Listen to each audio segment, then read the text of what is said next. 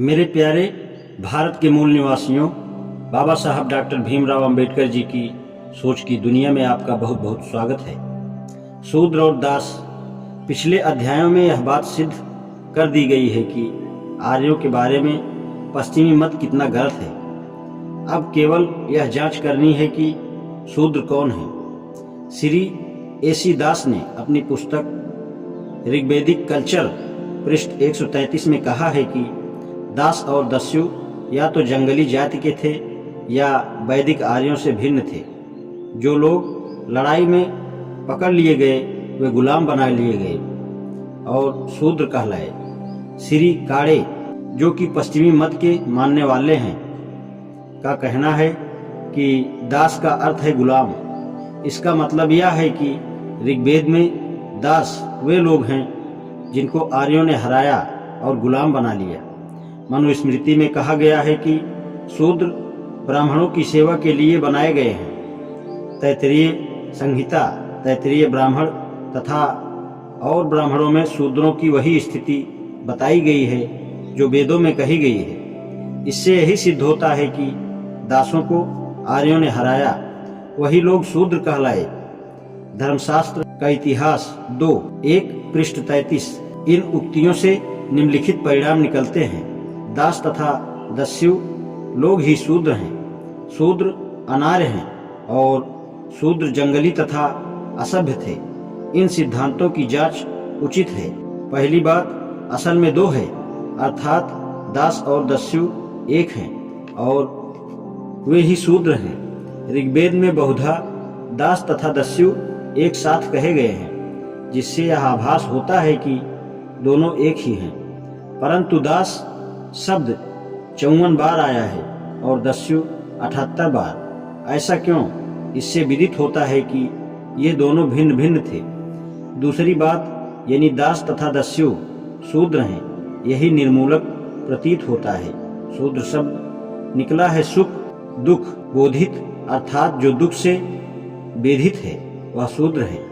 यह सिद्धांत तो केवल शब्दार्थ पर बना है। शब्दार्थ के बारे में प्रोफेसर मैक्समूलर का इस प्रकार कथन है: थोड़े पढ़े लिखे आदमी कोई भी सिद्धांत जो शब्दार्थ के अर्थात पर हो जल्द मान लेते हैं। आरण्यकों में शब्दार्थ पर निर्धारित सिद्धांत बहुत से हैं जो कि सर्वथा निर्मूलक हैं। शब्दों की बाजीगरी असली मतलब को नहीं प्रकट करती। यह चेतावनी इस बात के लिए पर्याप्त है कि सिद्धांत की शूद्र वे लोग हैं जो दुखी थे ना माना जाए। इसके विपरीत बहुत से प्रमाण इस बात के मिलते हैं कि शूद्र एक जाति का नाम था, न कि दुखी जनों को शूद्र कहते थे।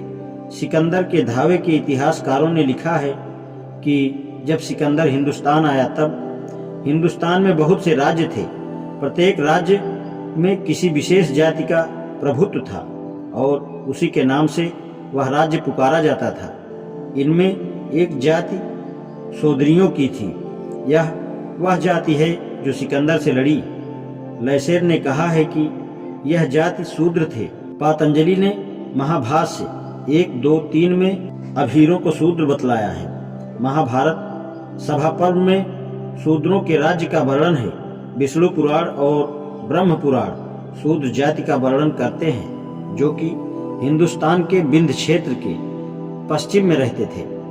दूसरे सिद्धांत के भी दो वंश हैं। क्या दास तथा दस्यु शब्द अनार्यों को संकेतित है? क्या वे हिंदुस्तान के रहने वाले थे? जब तक ये दोनों बातें सिद्ध न हो जाएं, यह नहीं कहा जा सकता कि दास तथा दस्यु अनार्य थे। दस्यु शब्द के बारे में कोई प्रमाण इस बात का नहीं मिलता कि एक अनार्यों की जाति थी। विपरीत उसके इस बात के प्रमाण अवश्य है कि दस्यु वे लोग थे जो आर्य धर्म नहीं मानते थे। महाभारत शांति पर्व अध्याय 65 श्लोक 23 इस प्रकार है: दुष्यन्ते मानुषेषु लोके सर्वे वर्णेषु दस्यवतः लिंगांतरे वर्तमाना आश्रमेषु बतुर्पि। अर्थात सभी वर्णों में और सभी आश्रमों में दस्यु पाए जाते हैं। अतएव दस्यु शब्द किसी जाति विशेष का नाम नहीं था। दास शब्द के बारे में जिंदा वेस्ट का अजीदाहक शब्द पर विचार किया जाए। इसका अर्थ है काटने वाला अजगर। यह राक्षस इसलिए पैदा हुआ कि दुनिया से धर्म को नष्ट कर दे। इसका युद्ध ईमा नाम राजा से हुआ।